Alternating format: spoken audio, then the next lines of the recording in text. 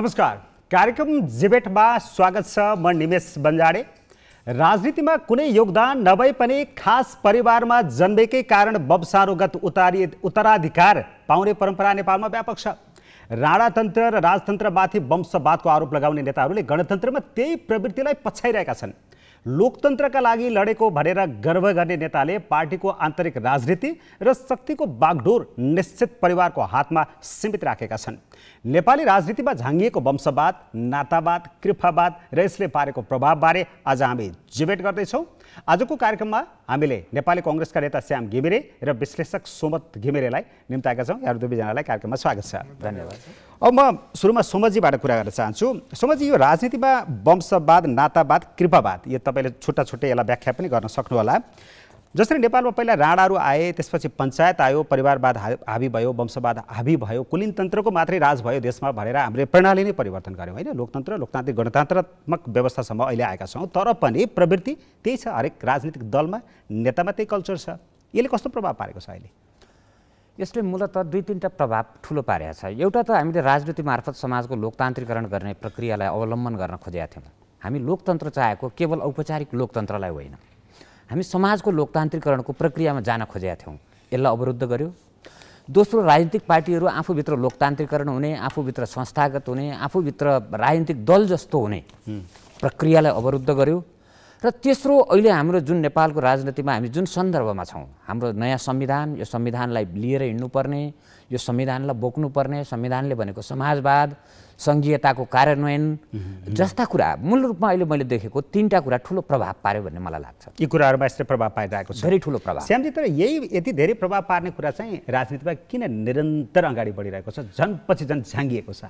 होइन, यस्तो छ कुरा चाहिँ के छ भने यो वंशवादको प्रभावको विषयमा कुरा गर्दाखेरि अन्य देशहरूमा पनि, विकसित मुलुकहरू, अमेरिकामा, बेलायतमा तपाईँलाई चाहिँ के छ भनेदेखि विकसित मुलुकहरू, सिङ्गापुर जस्ता मुलुकहरूमा पनि वंशवादको प्रभाव देखिन्छ। तपाईँलाई चाहिँ साउथ एसियाको कुरा गर्ने हो भने अब भारतमा त झनै असाध्यै यो चर्को रूपमा झाँगिएको छ। तपाईँलाई ती बङ्गलादेशमा हेर्नुभयो भने, पाकिस्तानमा हेर्नुभयो भने, श्रीलङ्कामा हेर्नुभयो भने यो वंशवादको प्रभाव छ। यसबाट मुक्त चाहिँ तपाईँको क्यानाडादेखि लिएर तपाईँलाई चाहिँ कुनै पनि देशहरू रहेनछन्। अब त्यसले गर्दाखेरि चाहिँ नेपालमा यो वंशवादको प्रभावले सबै कुरालाई असरै पुर्याउँछ, क्षति नै पुर्याउँछ, समाप्तै गर्छ भन्ने कुरा चाहिँ हुन्न भन्ने मलाई कता कति लाग्छ। किनभने यो वंशवाद भने चाहिँ जुनसुकै पारिवारिक पृष्ठभूमि छ, जुन पारिवारिक पृष्ठभूमि छ, त्यो चाहे त्यो एउटा डाक्टरको परिवेशबाट आएको होस्, एउटा व्यापारीको परिवेशबाट आएको होस्, तपाईँलाई एउटा एक्टर्सको, फिल्म एक्टर्सहरू, कलाकारहरूको परिवेशबाट आएको होस्, सिङ्गर्सको, यो गायनको क्षेत्रबाट, सङ्गीतको क्षेत्रबाट आएको होस्, यो हरेक सेक्टरमा तपाईँलाई कहीँ न कहीँ वंशवादको प्रभाव हुन्छ। उसलाई त्यहाँभित्र त्यो पारिवारिक परिवेशले पनि काम गर्दो होला। राम्रो गरेको छ कि नराम्रो गरेको छ? होइन, अब राम्रो नराम्रो तपाईँलाई चाहिँ यसले नराम्रै गर्छ सधैँ त म भन्दिनँ। यसले किन नराम्रो सधैँ गर्छ भन्ने कुरा छैन भने अब तपाईँलाई चाहिँ अब मान्छे आउँदाखेरि उसले राजनीतिमा त टेस्ट हुनैपर्छ। अहिलेको लोकतन्त्रमा उसले तपाईँलाई चाहिँ के छ अनुमोदित नभइकन, निर्वाचित नभइकन आउनै सक्दैन। आउनुभन्दा पनि ल्याइन्छ, ल्याइए पनि उसले निर्वाचित जस्तो। अहिले एकछिनलाई मानौँ, अहिले तपाईँले चाहिँ के छ भने काङ्ग्रेसको महाधिवेशन हुँदैछ, यो धेरै नेताहरू आउनु भएको छ होइन, जो विभिन्न पारिवारिक पृष्ठभूमिबाट आउनुभएको छ। तर उहाँहरूले निर्वाचित त महाधिवेशनबाट हुनैपर्छ। महाधिवेशनबाट निर्वाचित हुन सक्नु भएन भनेदेखि उहाँहरू सभापति बन्न सक्नुहुन्न या कुनै पनि पदमा आउन सक्नुहुन्न। निश्चय पनि उहाँहरूलाई निर्वाचनमा आउनको लागि सजिलो चाहिँ होला, तर सजिलो होला पारिवारिक पृष्ठभूमि, नेता एउटा परिवारको त्यो तत्कालीनमा पर्दा आउन सजिलो पुर्याउँछ। तर उसले निर्वाचित हुन सकेन, ऊ जनअनुमोदित हुन सकेन भन्दाखेरि चाहिँ उसको आउने सम्भावना रहँदैन। त्यो सजिलो जुन छ नि, त्यो सहज वातावरण बन्ने कुरा चाहिँ राजनीतिमा मात्रै हुँदो रहेनछ। त्यो चाहिँ तपाईँलाई चाहिँ सबै सेक्टरमा उसको पारिवारिक पृष्ठभूमिले चाहिँ निश्चय पनि उसलाई त्यो फिल्डमा चाहिँ अगाडि बढ्नको लागि मद्दत र सघाउ चाहिँ पुर्याउँछ। यसमा के टिप्पणी छ तपाईँको? उहाँले भन्नुभएको कुरालाई मेरो जम्मा दुईवटा कुरा हो। एउटा चाहिँ अरू क्षेत्रमा पनि यो वंशवाद छ, तर अरू क्षेत्रमा सङ्घर्ष गर्नुपर्छ। एउटा डक्टरको छोरो डक्टर हुन, डक्टर बाउ भएकै कारणले हुँदैन। एउटा सिङ्गरको छोरी वा छोरा सिङ्गर हुनका लागि उसको आफ्नो तपस्या, उसको आफ्नो ध्यान, उसको आफ्नो त्याग जरुरी छ र मात्रै त्यो हुन्छ। तर राजनीतिमा यो कुरा धेरै सजिलो छ। बिपीकै छोरा भएका कारणले शशाङ्क कोइराला डङ्गै महामन्त्री भइदिनु भयो। शशाङ्कको एक्स्ट्रा कुरा के हो, अरू पर्सनालिटी के हो, अरू क्षमता के हो, कङ्ग्रेस जस्तो विशाल पार्टीलाई भनेर सोध्नु। अहिले मैले श्यामजीलाई सोधेँ होइन, सोध्ने भने गाह्रो छ। तर शशाङ्कजी त ड्याङ्गै आइदिनु भयो र अहिले उहाँ के भन्दै हुनुहुन्छ भने शेरबहादुरजीलाई हराउन सक्ने म मात्रै हुँ, किनभने उहाँ त बिपीको छोरा हो। यो वंशवाद हो। अरू पनि हुनुहुन्छ, निधि आउनु भएको छ, होइन म भन्दैछु। तर जसरी निधिले शेरबहादुरलाई हराउने मै हुँ भनेर बारम्बार बोल्नु भएको छैन, वा प्रकाशमान सिंहले बारम्बार बोल्नु भएको छैन, तर शशाङ्कको त नारा छ, थेगो छ, तपाईँ किन लड्नुहुन्छ चुनाव, शेरबहादुरलाई हराउने मै हुँ। उहाँको त यो त विगत 1 महिनादेखि भनेपछि राजनीतिमा यो कुरालाई अन्त पनि छ, हाम्रोमा पनि छ भनेर स्वीकार गरेर जाने, वा हाम्रोमा भएको यो अहिलेको प्रक्रियालाई कसरी लोकतान्त्रिकरण गर्न सकिन्छ भनेर चिन्तन मनन गर्ने मुख्य प्रश्न थियो। अन्त पनि छ, अरू क्षेत्रमा पनि छ भनेर एउटा चित्त बुझाउन पनि सकिन्छ। तर यसले नेपाली राजनीतिमा पारेको, आफ्नो सन्दर्भमा पारेको प्रभाव के हो भनेर हामीले अध्ययन अनुसन्धान र प्राज्ञिक तहमा पनि यो धेरै छलफल छैन। ठिक छ श्यामजी, त्यसो भने चाहिँ अब यो स्वाभाविक जस्तै हो, सार्कका कन्ट्रीहरूमा पनि छ, खास गरेर अझ अविकसित देशहरू, विकासशील देशहरूमा अझ बढी हावी छ। हाम्रोमा हुनुपर्ने कुन चाहिँ नौलो कुरो हो र तैपनि अब हामी निर्वाचन पद्धतिबाट त गएका छौँ नि, त देखाउनलाई त भनेर चित्त बुझाइरहने कि यसलाई चाहिँ ब्रेक पनि गर्ने? तपाईँहरूको पार्टीभित्र त झन् बढी झाँगियो नि। एउटा कुरा के हुन्छ भने तपाईँले मानवीय स्वभावलाई ब्रेक गर्न सक्नुहुन्न। यसलाई मैले मानवीय स्वभावसँग जोडेर हेरेको छु। यो मानवीय स्वभाव मैले अघि नै भनिहालेँ, यो सबै क्षेत्रमा चाहिँ तपाईँले चाहिँ के छ भने यो हुन्छ। जस्तो बिपीको छोरो भएको हुनाले उहाँलाई महामन्त्री जित्नको लागि डेफिनेटली पनि सजिलो भयो। तर अब उहाँलाई योभन्दा मास्टरपट्टि जानको लागि उहाँले धेरैवटा कुराहरू चाहिँ पार गर्नुपर्छ, त्यति सजिलो हुँदैन। तर कसरी भन्न सकिएला र? महामन्त्री पनि त कठिन पद हो, कठिन ठुलो पद हो। तर उहाँलाई सभापति के गाह्रो होला र? सुन, अहिले भन्न अमिताभ बच्चनको छोरालाई, अभिषेक बच्चनलाई निश्चय पनि उनीभन्दा धेरै योग्य मान्छेहरू भन्दा उनलाई चाहिँ के छ भने अभिषेक बच्चनलाई चाहिँ फिल्म क्षेत्रमा आउनको लागि, अलिकति जम्नको लागि चाहिँ सजिलो भयो। त्यो कुरामा कतै पनि दुईमत हुँदैन। त्यो राजनीतिमा पनि हुन्छ, एउटा व्यावसायिक क्षेत्रमा पनि हुन्छ, सबै क्षेत्रमा हुँदो रहेछ। यो कुरा ठिक भयो कि नै? ल्याकतको परीक्षा हुनुपर्ने थियो या थरको परीक्षा हुनुपर्ने थियो? कसरी हेरेको छु भने यसलाई मैले मानवीय अलिकति स्वभावसँग पनि हेरेको छु। यो सबै मैले तपाईँले अमेरिकामा हेर्नुभयो भने अमेरिकामा तपाईँको रुजवेल्टको फ्यामिलीदेखि लिएर अहिलेको तपाईँलाई जो बाइडेनसम्म आउँदाखेरि जो बाइडेनको जिजुबाजे नै सांसद र सिनेटर रहेछन्। हेर्नुहोस् है त, तपाईँलाई चाहिँ भनेपछि यो चाहिँ के छ भने यो अमेरिका जस्तो विकसित मुलुकमा तपाईँलाई चाहिँ के छ भने पनि यो देखिन्छ। तर उनीहरूले त विकास गरे त, देश त 1 नम्बर बनाए त, नम्बर 1 देश बनाए त संसारमा। तर अब त्यो चाहिँ हाम्रोमा नहुने। अब हाम्रो पनि एउटा कुरा चाहिँ के हो भने यो देशको विकास अविकाससँग चाहिँ यो जोडिन्छ जस्तो चाहिँ मलाई लाग्दैन। किन लाग्दैन श्यामजी? कुशल नेतृत्व, सक्षम नेतृत्व नहुँदा होइन देशले दुःख पक्कै पनि हो। तर त्यसमा त के शङ्का भयो र? सही त के भयो? अहिलेसम्म आएका जति पनि प्राइम मिनिस्टरहरू भए आफ्टर डेमोक्रेसी कि यी सबै वंशवादबाट मात्रै आएका हुन् त? को आयो त? एउटा गिरिजाप्रसाद कोइराला छोडेर परिवारवादको पृष्ठभूमिबाट प्राइम मिनिस्टर हुने मान्छे अरू को थियो भन्नुहोस् त? कोही पनि छैन नि। तर मन्त्रीको कुरा गर्नुहुन्छ, सुशील कोइरालाजी पनि त्यहीँबाट आउनुभयो, अरू मन्त्री पदमा गएका धेरै नेताहरू पनि त्यहीँबाट हुनुहुन्छ। कसको भन्ने हो, विमलेन्द्र निधि त्यतैबाट आउनुभएको, प्रकाशमान सिंह त्यतैबाट आउनुभएको। प्राइम मिनिस्टरको कुरा बाहेक अरू मन्त्री पनि त महत्त्वपूर्ण कुरा हो। तर त्यो छ, त्यसले गर्दा यसको विकास अविकास भनेको कुरा चाहिँ धेरै कुराहरूसँग जोडिँदो रहेछ।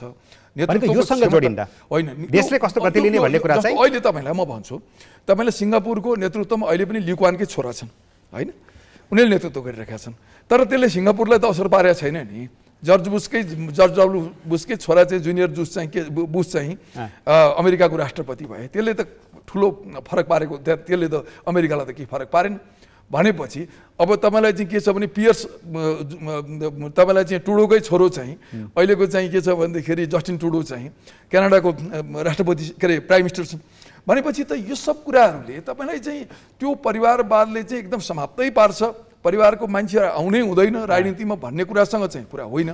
तर योग्यता र क्षमताको परीक्षा भने डेमोक्रेसीमा हुन्छ पनि, र जोसँग जो अयोग्य छन् त्यो आफै चाहिँ तपाईँलाई किनारा लाग्छ। असक्षम मान्छेहरू त किनारा लाग्छ। तर किनारा लाग्ने स्थिति आइदिएन। यो कस्तो हुने रहेछ भने संरक्षण छाता उडाउने पावर होइन, सबै कुराहरूको शक्ति एकैतिर खन्नायो भने चाहिँ किनारीकृत हुन पनि गाह्रो रहेछ नि त। होइन, त्यो त हो कुरा होइन, सबै शक्ति लगाएपछि कसरी किनारीकृत हुने? तर त्यो कुरा हो। तर तपाईँले भने मैले एउटा कुरामा के छ भने अब कङ्ग्रेसकै कुरा गर्नुहुन्छ, नेपालका अन्य राजनीतिक पार्टीहरूको पनि कुरा गर्नुहुन्छ भने ल्याउने कोसिसहरू भएका होलान्। सबै पार्टीहरूमा भएका छन्। आफ्नो परिवारलाई राजनीतिमा ल्याउने कोसिस सबै पार्टीमा भएको छ, तर मान्छे आएको छैन। होइन आउने कसरी होइन आएको होइन परिवारका मान्छेहरू आएका छैनन् होइन परिवारका मान्छे जो गएका छन् अरू मान्छे आउन बाटो बन्द भयो हो जस्तो तपाईहरु जस्तो मान्छे अझ तल्लो तहबाट सङ्घर्ष गरेर आएको मान्छेले प्रकाशमान सिंहसँग कसरी भिड्ने शशाङ्क कोइरालासँग कसरी भिड्ने त्यो लिगेसीको त्यो भारीले च्यापै भयो के यो कुरा ठुलो कुरा होइन हामी जित्न सक्छौँ भन्ने आँट हिम्मत किन आएन हेर्नु त शेरबहादुर देउबाजी 48 सालदेखि डडेलधुराबाट चुनाव जित्दै उहाँले त्यहाँ मरिगए छोड्नुहुन्न त्यहाँ खै अर्को नेतृत्व पलाउन पायो अर्को नयाँ नेतृत्व आउन पायो कति भरभराउँदा त्यहाँ थियो होला सम्भावना हरायो त सबै त्यहाँबाट अर्को प्रधानमन्त्री बन्न सक्थ्यो होला शेरबहादुरजी पनि कुनै लिगासीबाट आएको मान्छे होइन तर त्यहाँबाट त अर्को सुरु हुँदैछ सामान्य किसान परिवारबाट आएको तर त्यहाँबाट अर्को सुरु हुँदैछ आरजुजीलाई अगाडि सारिँदैछ छोरालाई क्रियाशील सदस्यता दिलाउनु भयो तर के छ भने उहाँले जुन नेतृत्व लिनु सक्नुभयो आज यो लगभग 30 वर्षदेखि जुन नेतृत्व तहमा बस्दै हुनुहुन्छ त्यही नेतृत्वको क्षमता भोलि उहाँको परिवारका अन्य सदस्यहरूले पनि प्रदर्शन गर्न सक्छन् वा सक्दैनन् त्यसैका आधारमा उहाँहरूको भविष्य पनि निर्धारण हुन्छ त्योभन्दा धेरै क्षमता चाहियो शेरबहादुर देउबाजीको नेतृत्वले अथवा उहाँको क्षमताले त कति नै देशमा के भयो र त्यो त चाहियो त्यो त अब तपाईँलाई जति समय बित्दै जान्छ पात्र चाहियो भन्ने कुरा हो होइन जति समय बित्दै जान्छ नि तपाईँलाई त्यो क्षमता पनि बढ्ता आवश्यक पर्दै जान्छ किनभने क्षमतावान मान्छेहरू बढ्ता क्षमतावान मान्छेहरू आउँदै गर्छन् यो स्वाभाविक यो हाम्रो प्रकृतिको नियम हो अर्थात् चाहिँ हाम्रो नियमित प्रोसेस पनि हो त्यसले गर्दाखेरि हिजोका नेताहरूमा जति क्षमताले पुग्थ्यो अब आउने नेतालाई त्यो क्षमताले पुग्दैन म यता जान्छु सोमाजीसँग जस्तो उहाँले भने जस्तै विकसित देशहरूको एक्जाम्पल उदाहरण देखाएर या पनि ठिकै हो स्वाभाविक हो भन्ने कुरा त कहाँनिर मिलेन भने ती देशहरू कहाँ फड्को मारेर पुगिसके हाम्रोमा यहीँ छ यो कुरालाई आत्मसात नगर्ने प्रवृत्ति अहिले पनि झाँगियो श्यामजीले त फेरि यसलाई आफ्नो बचाउ गरिरहनु भएको छ त्यसको आफ्नो तर्क दिइरहनु भएको छ दिन सक्नुहुन्छ तपाईँले यसको सुरुवात चाहिँ नेपालमा कहिले भयो त्यहाँ जाउँ न पहिला यसको सुरुवात नेपालमा कहिले भयो र कसरी भयो पनि भन्नुपर्छ नेपाली समाज अझै पनि गणतान्त्रिक समाज होइन लामो समय राणाले बेहोरेको लामो समय पञ्चायत बेहोरेको यो लोकतान्त्रिक समाज निर्माणको प्रक्रियामा छ यो लोकतान्त्रिक समाज निर्माणको प्रक्रियामा छ तर अब यसलाई हेर्दा दुईटा पाटा के छन् भन्नुवाला भने एउटा आन्दोलनको पाटो छ जस्तो बिपी कोइरालाले सारा परिवार राजनीतिमा लिएर हिँड्नुभयो भोलि बहुदल आएपछि परिवारले केही न कहीँ ठाउँ पाउने परिवारको पनि योगदान हुन्थ्यो त्यसमा धेरै प्रश्न गर्नुपर्ने ठाउँ छैन परिवारै आन्दोलनमा थियो त्यति बेला फेरि परिवार आन्दोलनमा नलाउनेहरूलाई खिसिट्युरी हुन्थे यसले त परिवारै लिएर तर त्यस्तो चौथो पुस्तासम्म आउँदाखेरि तानी माथि मन्त्री बनाउनेसम्म आएको त जोडिनु पर्यो म भन्दैछु तर एउटा पक्ष त्यो थियो जस्तो बाबुरामजी प्रचण्डजी जनयुद्धमा जानुभयो बाबुरामजीले आफ्नो छोरीलाई पढाउनु भयो हामीले के भन्यौँ भने बाबुरामजीले त अर्का छोराछोरी मार्न हिँड्यो आफ्नो छोरी त पढायो भने प्रचण्डजीले लिएर हिँड्नुभयो हामीले के भन्यौँ भने ऊ प्रचण्डले त छोराछोरीलाई राजनीतिमा ल्याएर अहिले पद दिएछ भन्यौँ हामीले फेरि भनेपछि हामीभित्र हाम्रो समाजभित्र पनि केही प्रश्नहरू छन् र खासमा हामीले बहुदलीय व्यवस्थाको आगमनपछि 46 पछि हामीले राजनीतिलाई लोकतान्त्रिक ढाँचामा लैजान सकेनौँ राजनीति हिरोइजममा गयो एक खालले भन्यो भने गिरिजाप्रसादको हिरोइजममा एकछिन राजनीति गयो जनयुद्ध प्रचण्डजीको हिरोइजममा गयो र अब अहिले केपी ओलीजीको हिरोइजममा छ केपी ओलीजीको नातावाद वंशवाद छैन होला तर अर्को वाद जब्बर छ कुन वाद आफन्तवाद गुटवाद कृपावाद गुटवाद त्यो जब्बर छ आखिर उहाँको छोराछोरी छैनन् त्यो बेग्लै कुरा हो नातावाद भन्दा उहाँको कम जब्बर छैन मैले के भन्न खोजेँ नातावादमा छोराछोरी मात्रै हुनुपर्छ भन्ने के छ र तर अलिकति फरक चाहिँ अझै म बुझ्दैछु त्यो पनि एउटै रूपमा हो तर अलिकति फरक चाहिँ हो भन्ने बुझ्छु म त्यसो भयो हुनाले हामीले 46 सालपछि जुन लोकतान्त्रिक पार्टीहरू जुन लोकतान्त्रिक ढङ्गबाट चल्नुपर्ने थियो पार्टीहरू जुन लोकतान्त्रिक विधि विधानबाट चल्नुपर्ने थियो मूल प्रश्न कहाँनिर बिग्रियो भन्नु होला भने पार्टी कार्यकर्ताको सार्वभौमिकतै छैन हाम्रो श्यामजी पार्टीको कार्यकर्ता हो नेता हो तर उहाँको पार्टीमा इन्फ्लुएन्सै हुन गाह्रो छ किनभने नेता दुईजना नेता बसेर कुरा गर्छन् सब टुङ्ग्याउँछन् जस्तो ओलीजी र प्रचण्डजीको पार्टी एकता कहाँ पार्टी कार्यकर्ताले भाग लिन पाए बहस गर्न पाए कहाँ हामी एकता गर्ने कि नगर्ने भनेर कहाँ बहस भयो त्यो यो तपाईँले दलभित्रको आन्तरिक लोकतन्त्रको कुरा गर्नु मैले आन्तरिक लोकतन्त्र भनेर हामीले धेरैभन्दा पनि आन्तरिक लोकतन्त्रभन्दा उपल्लो पार्टी कार्यकर्ताको सार्वभौमिकता मैले पार्टी अहिले मेरो एउटा मुद्दा के हो भने जति बेलासम्म पार्टी कार्यकर्ताले आफूलाई सार्वभौम ठान्दैन जति बेलासम्म पार्टी कार्य त्यो बेलासम्म नेतृत्वलाई चुनौती दिन सक्दो रहन्छ र हाम्रो एउटा दुर्भाग्य राजनीतिमा आफूलाई सार्वभौम सम्पन्न चाहिँ किन ठान्दैन पार्टीभित्र म आउँदैछु र अर्को एउटा चाहिँ कुरो के हाम्रो राजनीतिमा दोस्रो पुस्ता सक्षम देखिएन चाहे त्यो कङ्ग्रेसको हेर्नुहोस् चाहे त्यो एमालेको हेर्नुहोस् चाहे कसैको हेर्नुहोस् दोस्रो पुस्ताले राजनीतिमा इन्फ्लुएन्स गरेन दोस्रो पुस्ताले राजनीतिमा पहिलो पुस्तालाई प्रभावित गर्न सकेन धेरै पहिलो पुस्तासँग मिलेर जाने दोस्रो पुस्ताको विचार आयो। त्यसो भएको हुनाले पहिलो पुस्ता चाहिँ आफ्नो नातावाद, कृपावाद वा के वाद हुन् ती सबै गर्न स्वतन्त्र रह्यो। कार्यकर्ताले नेतृत्वलाई 3टा काम गर्छ अरे। नेतृत्वसँग 3टा डिल हुन्छ उसको। एउटा नेतृत्वलाई अनुशासित बनाउने काम कार्यकर्ताको हो। तपाईँ खराब हुँदै हुनुहुन्छ है भनेर भित्री फोरममा। अर्को नेतृत्वलाई जोगाउँछ, किनभने आफ्नो नेतृत्वलाई उसले जोगाउनुपर्छ। उसले आफ्नो नेतृत्वलाई जोगाउँछ र अर्को नेतृत्वको अपिलमा ऊ हिँड्छ। तर यहाँ 3टै कुरा छैनन्। कार्यकर्ताले नेतृत्वलाई जोगाउँदा पनि जोगाउँदैन, कार्यकर्ताले नेतृत्वसँग बार्गेन गर्छ, चाकडी गर्छ, चाप्लुसी गर्छ, धम्की लाउँछ कहिलेकाहीँ र ऊ आफू आफ्नो पद सुरक्षा गर्छ। दोस्रो पुस्ता एमालेको दोस्रो पुस्ता त्यही देखियो। घनश्यामजीहरू, सुरेन्द्रजीहरू एक ढङ्गले अलिकति वैचारिक भने हो नि त। कङ्ग्रेसको मात्रै कुरा छैन, एक ढङ्गले वैचारिक भने हो नि त। उहाँहरू पनि ओलीकै वरिपरि हुनुहुन्छ। दोस्रो पुस्ता यस्तो हुनुको कारणले हामी 46 सालदेखि यो राजनीतिलाई निरन्तर अगाडि बढायौँ। दोस्रो पुस्ताले यो माथि प्रश्न पहिलो पुस्तालाई हावी हुन दियौँ, उसलाई मनपरी गर्न दियौँ, उसले जे गर्छ त्यही चल्ने नै भयो, च्यालेन्ज गर्न सकेनौँ। त्यस कारणले गर्दा उसले जे चाह्यो त्यो हुन्छ। आफ्नो परिवारको मान्छे ल्याउँछ, नातावादमा परेको मान्छे ल्याउँछ। सुजाताजी उप तथा के मन्त्री हुनुभयो होइन, प्रधानमन्त्री उप तथा परराष्ट्र। उहाँ गिरिजाको छोरी नभएको भए हुनुहुन्थ्यो। त्यो बेलामा कङ्ग्रेसको दोस्रो पुस्ताका नेताहरूले प्रश्न गर्न सके। सुजाता उप प्रधानमन्त्री हुने हैसियत के हो प्रश्न गर्न त सकेनन् नि। अरू पार्टीमा त्यसै गरेर अरू पार्टीमा गोकुल बास्कोटाजी भन्दा त धेरै योग्यता एमालेमा अरू थिए होलान्, अथवा यो जुन पार्टीमा पनि पछि माओवादीमा प्रचण्डजीले को कोलाई मन्त्री बनाउनु भयो होइन। प्रचण्डजीले पनि माओवादीमा मन्त्री त घुमाइ उही मान्छे त बनाइराख्नु भएको छ। 4-5 जना, जनार्दनजी, अनन्तजी, शक्तिजी, यिनै त छन्। नयाँ मान्छे त धेरै कम आइरहेछ। उहाँले पनि आफ्नै परिवारभित्रका मान्छेहरूलाई हो राजनीति मन्त्री बनाउनु भयो, मेयर बनाउनु भयो, छोरीलाई बुहारीलाई मन्त्री बनाउनु भयो। राजनीतिमा यो प्रवृत्तिले सबभन्दा ठुलो घाटा हाम्रो कार्यकर्ता जो सङ्घर्षमा छन्, कार्यकर्ता जसले इमानपूर्वक राजनीति गरिरहेछन्। राजनीतिमा सबै बेइमान छैनन्। एउटा पर्सेप्सन हाम्रो के जान लागिसक्यो भने राजनीति सबै बेइमान छन्, वकिल सबै बेइमान छन्, पत्रकार सबै बेइमान छन्, सब बेइमान छैन। राजनीतिमा असङ्ख्य इमानदार कार्यकर्ताहरू छन्। आज पनि भोकभोकै हिँडेका कार्यकर्ताहरू छन्, आज पनि ऋणमा कार्यकर्ताहरू छन्, आज पनि आफ्नो दैनिक जीवन चलाउन गाह्रो पर्ने कार्यकर्ताहरू मैले देख्छु। तर त्यो कार्यकर्ता अवसर पाउँदैन, त्यो कार्यकर्ताको ठाउँमा अर्कै विराजमान भइदियो। त्यो कार्यकर्ताले पाउने अवसर अर्कैले पाल्यो। मलाई ठुलो चिन्ता यसको जति बेलासम्म यो प्रक्रिया मिल्दैन त्यति बेलासम्म पार्टीहरू लोकतान्त्रिक हुन सक्दैनन्। हाम्रो राजनीतिक दल कस्ता भयो भने राज्यलाई लोकतान्त्रिकरण गर्छु भन्न चाहिँ आँट्ने सक्ने। तपाईँको प्रश्न श्यामजीलाई के हो त त्यसो भए? उहाँ त दोस्रो पुस्ताको नेता, उहाँहरूले के गरिरहनु भएको छ, अहिले देखिरहनु भएको छ, के गर्नुपर्ने? मेरो श्यामजीलाई प्रश्न छैन, मेरो श्यामजीलाई सल्लाह छ। के छ सल्लाह? तपाईँ नेतृत्वमा चाँडो आउनुहोस्। अब चाहे काङ्ग्रेसको, चाहे एमालेको, चाहे कसैको, यो पुरानो पुस्ताको नेतृत्वले अब देशलाई नयाँ ठाउँमा लैजान्छ। तर उहाँहरू कसरी आउन सक्नुहुन्छ त? उहाँ एउटा ग्रुपमा हुनुहुन्छ, खेमामा हुनुहुन्छ, कोइराला खेमा, देउबा खेमा, घुमेरे खेमा छैन, उहाँका आफ्ना दुःख आफ्नै छैन, उहाँका आफ्ना दुःख छन्।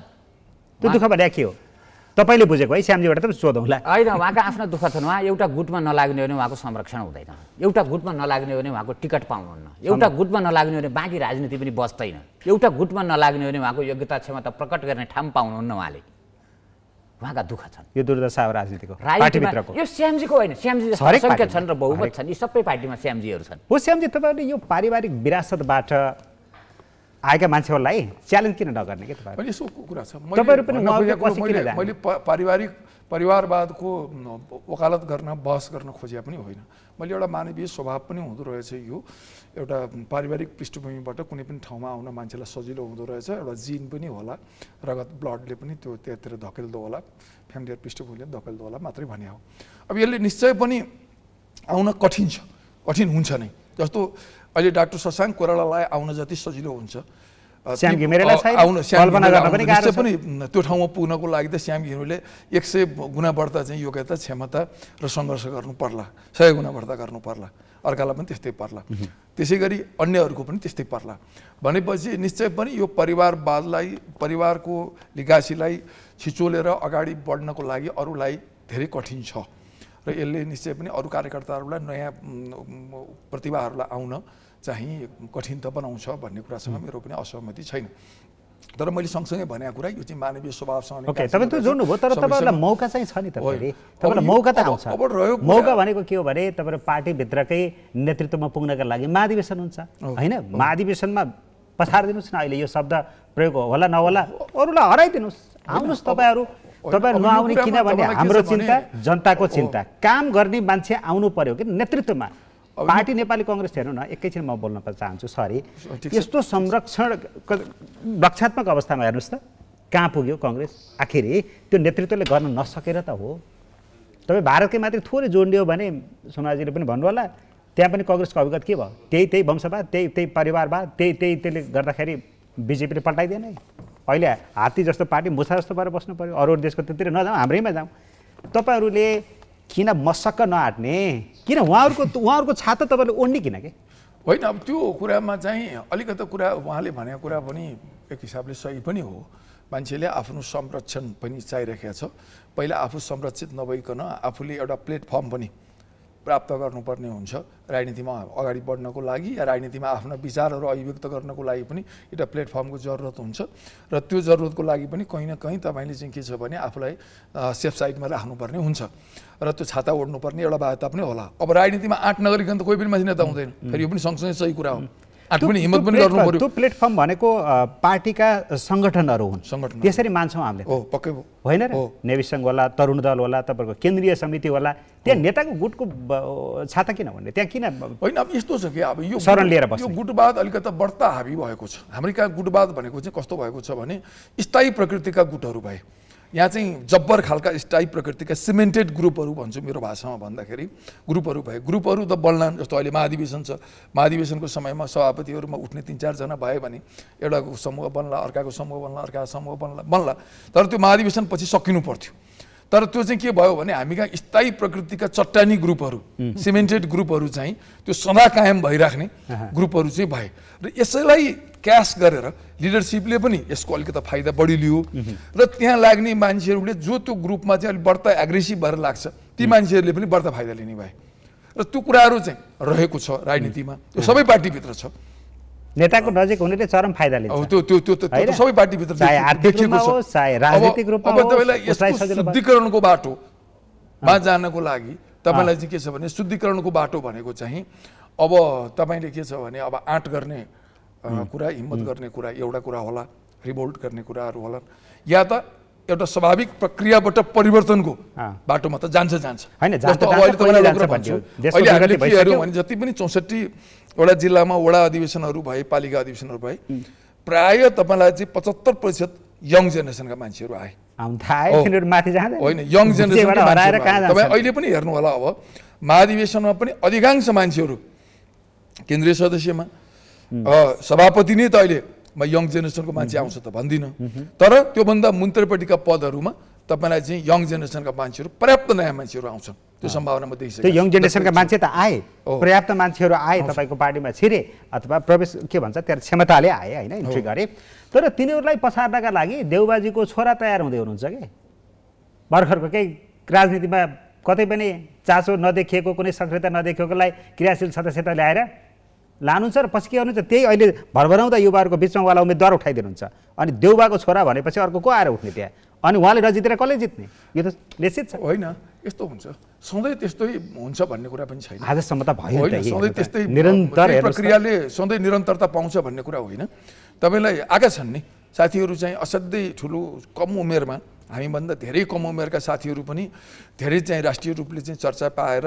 आएका छन् गगन थापाहरू जस्ता साथीहरू छन् होइन आउनुभयो तर उहाँहरूलाई महामन्त्रीमा जित्न विश्वजीहरू फलामकै चिउरा जस्तो छ धेरै साथीहरू एमालेमा पनि आउनु भएको छ नआएको होइन साथीहरू आउनु भएको छ तर अब यो चाहिँ के छ भने हामी जस्ता हाम्रा जस्ता मुलुकहरूमा अब अलिकता अब अमेरिकामा जस्तो टक्क तपाईलाई चाहिँ 40 वर्षको उमेरमा राष्ट्रपति हुने प्राइम मिनिस्टर हुने अवस्था चाहिँ यहाँको पिपुलले पनि एक्सेप्ट गर्दो रहेनछ पिपुलले पनि अलिकता पाएको कपाल फुलेको अलिकता बुढो होइन अलिक परिपक्व मान्छे नि जस्तो अब हिजो महामन्त्रीमा उठ्दाखेरि गगनलाईकै विषयमा पनि मान्छेहरूको कुरा भयो तपाईलाई के छ भने अलिक केटाकेटी नै छन् परिपक्व अवस्था उनको बेला भएको छैन बनाउने तपाईहरु तलका नेता कार्यकर्ताले नै हो नि उहाँ जस्तो महान नेता कोही छैन उहाँ जस्तो करिस्मेटिक लिडर केही छैन भनेको छ फ्लेक्समा फोटो बनाएको छ राखेको छ पाए मूर्ति नै बनाएर सालेके बनाएर खडा गर्न पनि त तयार गराउनु नि त वीर उहाँ जस्तो कोही छैन भनेर मैले तपाईसँग योभन्दा अगाडि पनि सायद मैले भनेको यस्तै छलफलमा मैले भने जस्तो लाग्छ मैले धेरै अरूमा चाहिँ मैले बहसहरूमा मैले बोलिरहेको हुन्छु यो लोकतन्त्र भनेको तपाईँलाई कुनै वाद व्यवस्था होइन, यो त जीवन पद्धति हो र संस्कृति हो। एउटा संस्कृतिको निर्माण हुन सयौँ वर्ष लाग्छ। अब हामी फ्युडल, उहाँले भने जस्तै हामी एउटा फ्युडल सोसाइटीबाट सामन्ती संस्कृतिबाटै हुर्किँदै आएको र भर्खर 30-35 वर्षको हाम्रो यहाँबाट चाहिँ अलिकति मुक्तिको हुन लागेको समय हो। यो लामो समय पनि छैन हाम्रो।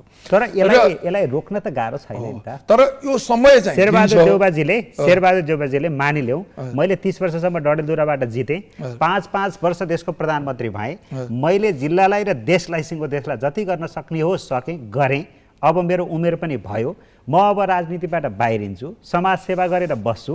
अब युवा पुस्ता आउनुहोस् गर्नुहोस् भन्यो भने कुन चाहिँ जनताले देउबाजी नै चाहिन्छ काङ्ग्रेसको सभापति, देउबाजी नै चाहिन्छ नेपालको प्रधानमन्त्री भन्छ र भने? गिरिजाप्रसाद कोइराला पछि काङ्ग्रेसको सुशील कोइरालाले पनि त पार्टी हाँक्नुभयो। पहिला गिरिजाप्रसाद छौन्जेल सुशील कोइरालालाई कसरी पताएको थियो? मैले फेरि पनि म मानवीय स्वभावमै फर्किन्छु, संस्कृतिमा फर्किन्छु। तपाईँलाई कुरा के छ भने यो काम, क्रोध, लोभ, मोह, अहङ्कार भन्छ नि, यो सबै मान्छेमा हुने कुरा हो। जस्तो अमेरिकामा 2 चोटि भन्दा बढी राष्ट्रपति हुन पाइँदैन। त्यसो भने के तानेरै झार्नु पर्यो त? होइन। अब तपाईँलाई हामीलाई कतिपय कुराहरू त्यहाँ पनि पैसाको भोग पनि सबैलाई होला, तर त्यहाँ कानुनले नियमले यति नै बाँधेको छ, उनीहरूसँग लामो एउटा डेमोक्रेसीको अभ्यास पनि छ। त्यसले गर्दाखेरि नियमले, कानुनले, विधानले, संविधानले यति नै धेरै बाँधेको छ कि उनीहरूलाई त्यहाँबाट फुत्किन गाह्रो छ। र समाज पनि यति कन्सियस र समाजको एउटा चाहिँ संस्कृति पनि यो ढङ्गको निर्माण भएको छ कि त्यहाँ चाहिँ तपाईँले गलत काम गरेर नेतृत्वमा बसिरहन अथवा चाहिँ लामो समयसम्म नेतृत्वमा टिक्न पनि मान्छेलाई गाह्रो छ। अब हामी कहाँ चाहिँ के छ भने एउटा मान्छे भयो भने नयाँ मान्छे खोज्ने, नयाँ मान्छे कहाँ चाहिँ जाने। एउटा कुरा भन्नु न तपाईँलाई डाक्टर पनि त्यो तपाईँलाई चाहिँ त्यो 40 वर्ष 50 वर्ष पुरानो बुढो डाक्टर नै मान्छे खोजेर जान्छ। त्यो भर्खर डिएम गरेर आएको, एमसिएच गरेर आएको छ, त्यत्रो पढेर आएको छ, विश्वासै गर्दैन। होइन, यस्तो विश्वास नगर्ने कुरा एकछिनलाई अर्को होला। तर तपाईँ जब फ्रन्ट लाइनमा आउनुहुन्छ नि, यो हस्पिटलको डाक्टर मै नै हो, यो क्लिनिकको डाक्टर मै नै हो भनेपछि चाहिँ नजाने कुरा हुँदैन। देखाउनु पर्यो। यो हाम्रो अलिकति कल्चरसँग पनि यो जोडिएको छ। जस्तो अमेरिकामा 40 वर्षको मान्छेलाई राष्ट्रपतिको रूपमा पत्याउँछ नि, होइन? तपाईँलाई चाहिँ बेलायतमा पत्याउँछ नि, न्युजिल्यान्डमा पत्याइरहेको छ। सोमजीबाट पनि बुझ्न चाहन्छु। दर्शकवृन्द, अहिले तपाईँहरू कार्यक्रम जिबेट हेरिरहनु भएको छ। आजको कार्यक्रममा हामीले खास गरी नेपालको राजनीतिमा झाँगिँदै गएको वंशवाद, परिवारवाद, नातावाद, कृपावादले के प्रभाव पारेको छ, यो कहिलेसम्म झाँगिँदै जाने हो, राजनीति बेसका असरहरू के छन् भनेर कुराकानी गरिरहेका छौँ। र हामीसँग हुनुहुन्छ नेपाली काङ्ग्रेसका नेता श्याम घिमिरे र विश्लेषक सोमत घिमिरेजी हुनुहुन्छ। घिमिरेजी, म तपाईँबाट जोडिन चाहन्छु। यो हाम्रो संस्कारै हो अथवा मानवीय स्वभाव हो भन्दा पनि बाहेक चाहिँ अर्को यो राजनीति पेसा पनि हो बनाइयो, त्यो बनाएका कारणले पनि यो भयो। एक खाले पोलिटिक्स सजिलो भयो, पोलिटिक्स करप्ट भयो, राजनीति करप्ट भयो। करप्ट भएका कारणले सबै कुरा जायज जसो देखिन्छ। यति नेचुरलाइज्ड भयो नि, यो मैले प्राकृतिकरण भयो। एउटा जयवीर सिंहलाई आज केन्द्रीय सदस्य बनाउँदा नि त्यो प्राकृतिकै छ। क्रियाशील सदस्य बनाउँदा नि भोलि केन्द्रीय सदस्य हुँदा नि त्यो प्राकृतिकै हुने। सुजातालाई ट्याक्कै बनाइदिँदा पनि त्यो प्राकृतिकै हुने। वा यो धेरै प्राकृतिकरण भयो। नेपाली समाजले यसलाई प्राकृतिक रूपमा बुझ्न थाल्यो। हो त, अब यता पनि भएछ, उता पनि भएछ, क्यानाडामा पनि भएछ। काङ्ग्रेस आईमा दुइटै, अब एउटा अध्यक्ष, एउटा छोरी महासचिव भएर नि चलेकै छ। हाम्रो यहाँ पनि यस्तो राजनीतिमा प्राकृतिकरण भनेको ज्यादै खतरनाक कुरा हो र त्यो अत्यन्तै यथास्थितिवादी कुरा हो। त्यसले अगाडि जानै दिँदैन, नम्बर 1। नम्बर 2, उपल्लो तहको नेतृत्वसँग दुईटा, एउटा इथिक्सको कमजोरी देखियो र अर्को त्यागको कमजोरी देखियो। जति नेताको उपल्लो तह हुन्छ त्यति उसले त्याग गर्दै जानुपर्छ, भोग होइन। जति उपल्लो तहमा गयो त्यति भोग गर्दै जाने प्रचलन बढ्यो। जति उपल्लो तहमा गयो त्यति भोग गर्दै जाने, त्यति ठुला गाडी चाहिने, त्यति ठुला घर चाहिने, त्यति चाकडीबाजहरू चाहिने। अब नेता कुन स्तरको हो भन्दा बिहान उसको घरमा गएर हेरेपछि थाहा हुने भयो। 1000 जना जम्मा पारिदिया छ कसैले बाहिर बरड्ना भने त्यो चाहिँ ठुलो नेता, किनभने जसका चाकडीबाज धेरै छन् त्यो नेता ठुलो। भनेपछि नेताको त्याग। अनि राजनीति जीवन निर्वाह गर्न पनि बडो सजिलो माध्यम भयो है। राजनीति तपाईँको व्यापार व्यवसाय जागिर गर्नु पर्दैन। हैन, राजनीतिमा दुईटा प्रवृत्ति छ। त्यो दुईटा, एउटा चाहिँ एकदम आफ्नो केही गर्ने उमेरमा राजनीतितिर लागेका मान्छेहरू, अर्को थोक केही गर्न सक्नुहुन्न, उहाँहरूको बाध्यता छ। अझ मैले जोड्न खोजेको के हो भने राजनीतिबाट कमाउन सजिलो भयो आउँदैछु। 25 देखि 40 वर्षसम्म राजनीति गरेका मान्छेले 41 वर्षमा अर्को के पेसा गर्ने, मन परे पनि नपरे पनि चागडी गर्न पर्यो। किनभने 25 to 15 हो नेपाल अलिकति आफ्नो करियर सेप गर्ने बेला। त्यो बेला राजनीतिमा लाएर झन्डै बोकेर हिँडेपछि, त्यो बेलामा राजनीतिमा लाएर सारा कुरा गरिसकेपछि 41 वर्षको उमेरमा उहाँहरू अर्को थोक केही गर्न सक्नुहुन्न। मन परे पनि नपरे पनि त्यहीँ बस्नु पर्यो। त्यहीँ दिएको खानु पर्यो, त्यहीँ माग्नु पर्यो र अलिकति चाकडी कसरी पुर्याउने भन्ने सिप सिक्न थाल्नु पर्यो, तालिम लिनु पर्यो। अर्काले कसरी गरिरह भनेर रिसर्च गर्नुपर्ने भयो, नेताको नजिक कसरी हुने भनेर। एउटा त्यो पुस्ता छ अहिले नेपाली राजनीतिमा, जसले आफ्नो जीवन त्यहीँ देख्यो र लाग्यो, तर ऊ पछाडि छ। एउटा त्यो पुस्ता छ। अर्को तपाईँको राजनीति यस्तो बन्यो, नेपालमा निजी क्षेत्र पनि फियर छैन।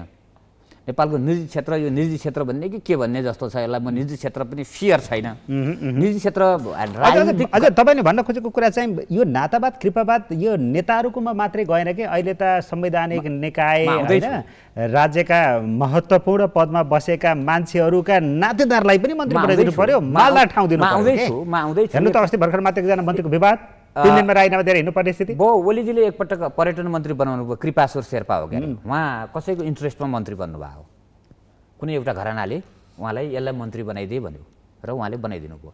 भनेपछि नेपालको निजी क्षेत्र पनि आफू फियर बिजनेस गरेर आएको छैन। नेपालको निजी क्षेत्र पोलिटिकल गठबन्धनबाट, पोलिटिकल राजनीतिक संरक्षण बिना त व्यापार व्यवसाय गर्न पनि गाह्रो। राजनीतिक संरक्षण मात्रै होइन, राजनीतिक लेनादेना, राजनीतिक गठबन्धन, सेयरिङ नै, सेयरिङ त्यो संरक्षण होइन, संरक्षणभन्दा उपल्लो। त्योबाट एउटा खेल त्यहाँबाट भइरहेछ र त्यो नातावाद, वंशवाद, केवाद भन्नुहुन्छ तपाईँ, त्यहाँबाट पनि कुरा प्रशस्त भइराखेका छन्।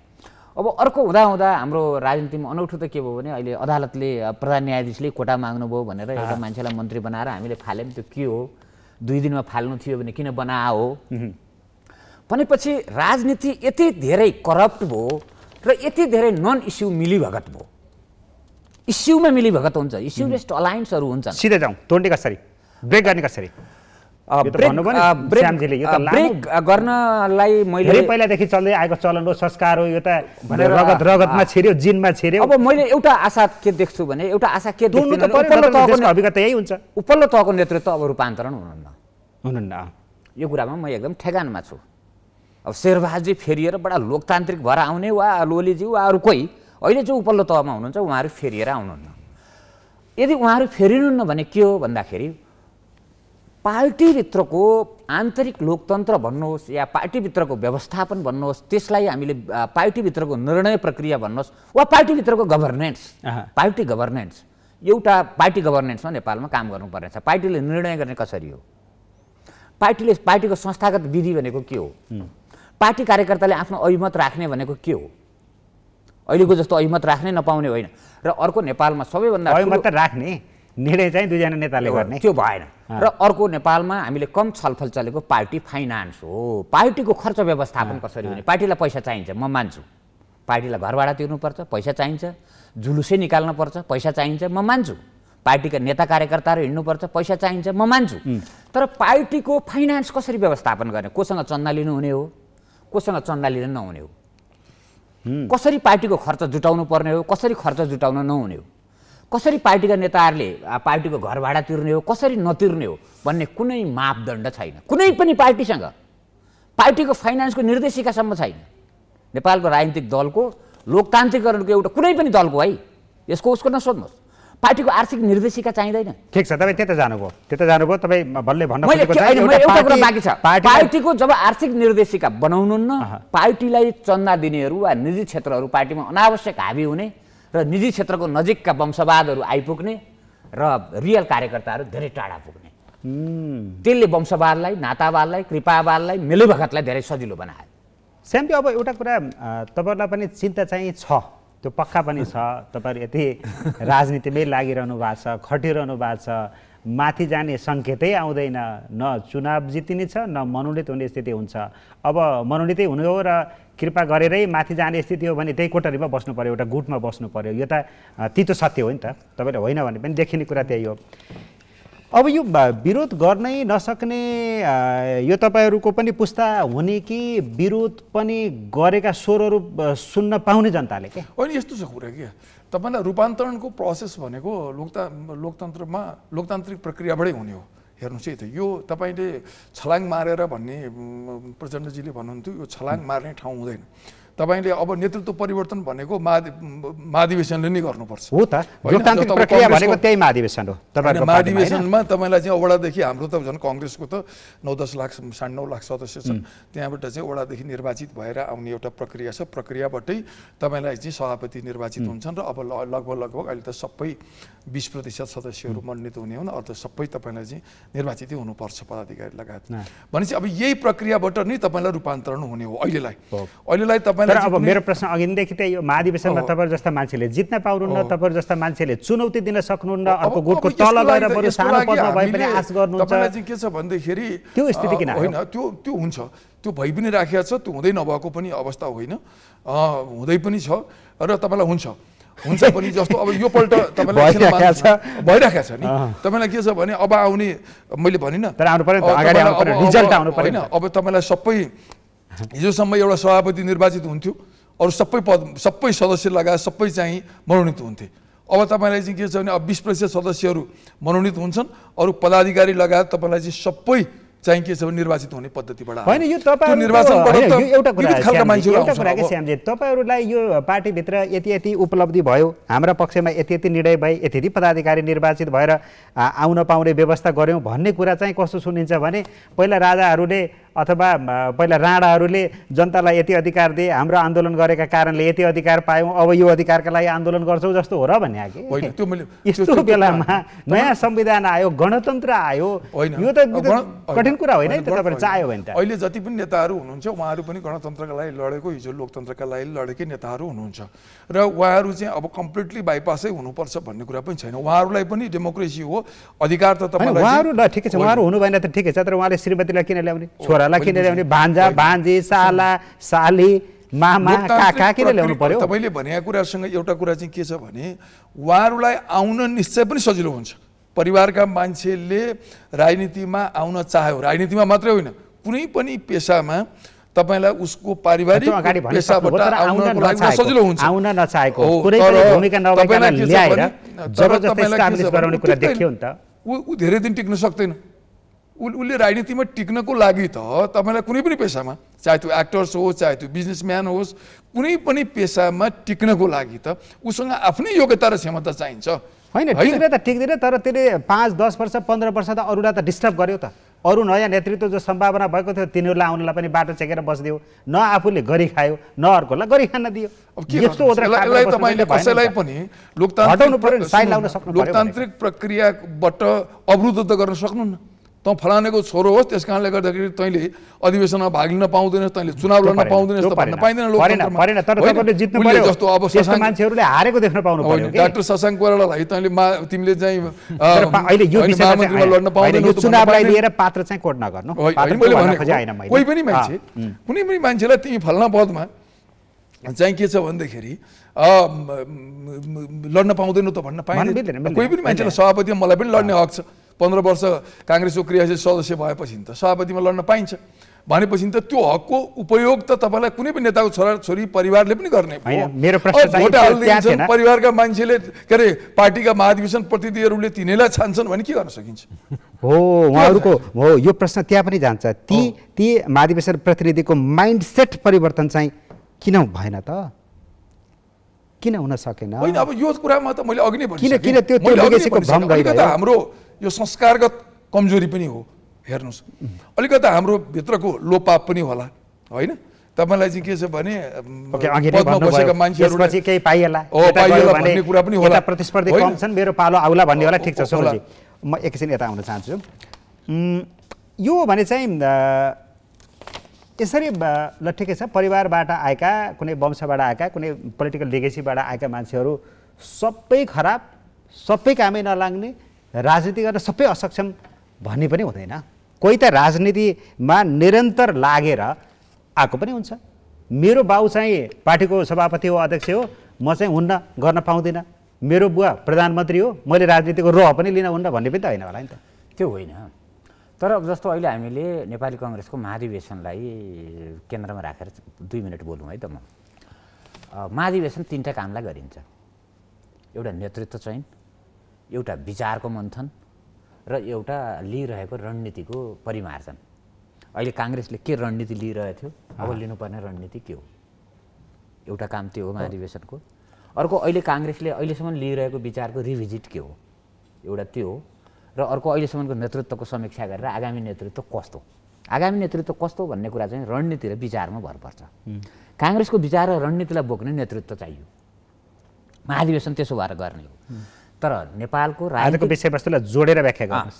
तर नेपालको राजनीतिक दलको चाहे कङ्ग्रेसको हेर्नुहोस्, चाहे एमालेको हेर्नुहोस्, चाहे माओवादीको हेर्नुहोस्, महाधिवेशन एउटा औपचारिक नौटङ्की भयो। साना तलैका दलसम्म जानुहोस्, तलैदेखि साना दलहरू भर्खरै जन्मेको माधव कुमार नेपालको पार्टीमा सम्म हेर्नुहोस् त, भाइलाई तलैदेखि कार्यकर्तालाई सबैलाई आफ्नो मान्छेलाई राख्ने उसको स्वतन्त्रतालाई उपयोग गरेर, उसको विचारको प्रस्फुटनलाई उपयोग गरेर, उसको क्रिएटिभिटीलाई उपयोग गरेर तलैदेखि ल्याइँदैन।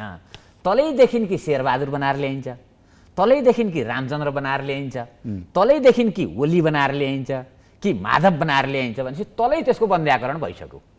ऊ बन्ध्याकरण भएपछि ऊ महाधिवेशनमा आइपुग्छ। महाधिवेशनमा त न विचारको मन्थन हुन्छ। नेपाल यस्तो देश हो जहाँ 2046 को परिवर्तनपछि हामीले एउटा पनि पोलिसी सिफ्ट नगरेको कारण, एउटा पोलिसी सिफ्ट, हाम्रो शिक्षामा के सिफ्ट भयो, शिक्षामा के सिफ्ट भयो? हामीले इस्ट इन्डियाको जुन भारतीय शिक्षाको 28 सालमा राजा वीरेन्द्रलाई चाहिने, युवराज धिराजलाई चाहिने महेन्द्रले ल्याए नयाँ शिक्षा भनेर, त्यही शिक्षाको कन्टिन्युटी आजसम्म छ। हामीले कहाँ अर्थनीति रिभिजिट गऱ्यौँ? नेपालमा त समाजवादीहरू धेरै छन्। ठिक छ, यो जालो किन मैले भनिरहेको छु भने यसलाई राजनीतिमा त्यो खालको वंशवाद वा त्यो खालको परिवारवाद वा त्यो खालको उपल्लो तहको नेतृत्वले राजनीति ढाकिदिया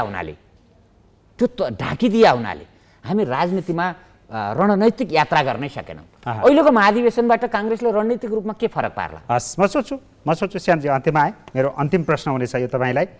अब यो अहिले हरेक पार्टीमा झाँगिएको यो वंशवादको बेस वृक्षको बारेमा हामीले चर्चा गऱ्यौँ। यसमा पनि कङ्ग्रेसभित्र झाँगिएको यो वंशवादको बेस वृक्षलाई काट्दिन, अन्त्य गर्दिन को लागि यो महाधिवेशन त तपाईँहरूलाई सुनौलो अवसर हो। यसमा तपाईँको भूमिका के हुन्छ? होइन, अब यसमा तपाईँलाई चाहिँ मैले अघि नै भनिसकेँ, यो एउटा तपाईँलाई चाहिँ अवसर पनि हो, प्रक्रिया पनि हो। र यही प्रक्रियाबाटै तपाईँलाई चाहिँ के छ भन्दाखेरि नयाँ नेतृत्व प्रस्फुटित पनि हुने हो। र तपाईँलाई चाहिँ असक्षम मान्छेहरू किनारा लाग्ने पनि हो र सक्षम मान्छेहरू आउने पनि हो। ठाउँ त्यही नै प्रक्रिया त्यही हो। अब तपाईँले जे सुकै गरे पनि त्यो प्रक्रियाभन्दा बाहिर गएर हामीले नयाँ नेतृत्व खोज्न सक्दैनौँ।